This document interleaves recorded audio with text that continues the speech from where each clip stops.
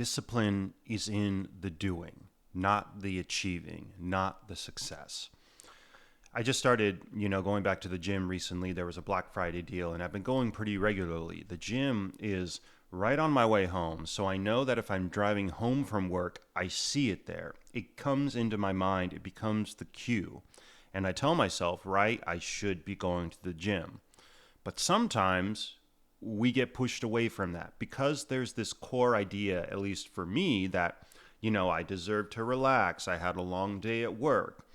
And because that core belief gets activated, I tend to fall into that core belief. And in order to push away from that core belief, to start prying myself towards a better core belief, I have to start finding the evidence to show otherwise, that core belief doesn't necessarily ring true 100% of the time. I think rest is important, right? And every situation is different.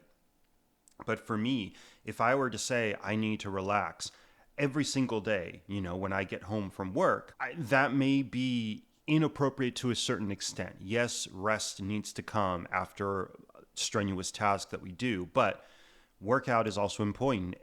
Extracurricular activities are important. Hobbies are important. We have to put the time towards that. And I think reminding myself, right, there is a reason for me to put in some exercise. There is a benefit to it, especially as, we get older and it's healthy for us to exercise. They find that exercise is one of the most beneficial things that we can do for our mental health, for our mind, for our physical health in general. The military did this study called The Anatomy of Discipline, and they talked about two types of discipline, discipline A and discipline B. Discipline A is the attitude of discipline, the internal feeling of discipline, and then discipline B, which is the behavior.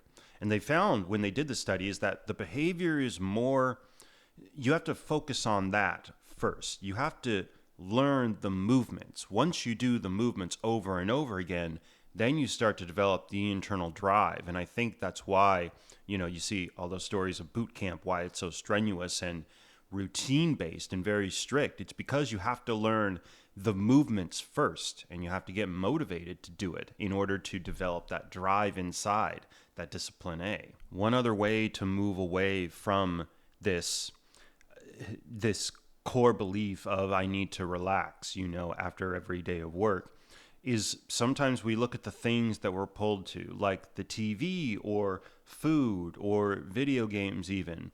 Look at it for what it actually is, objective representation.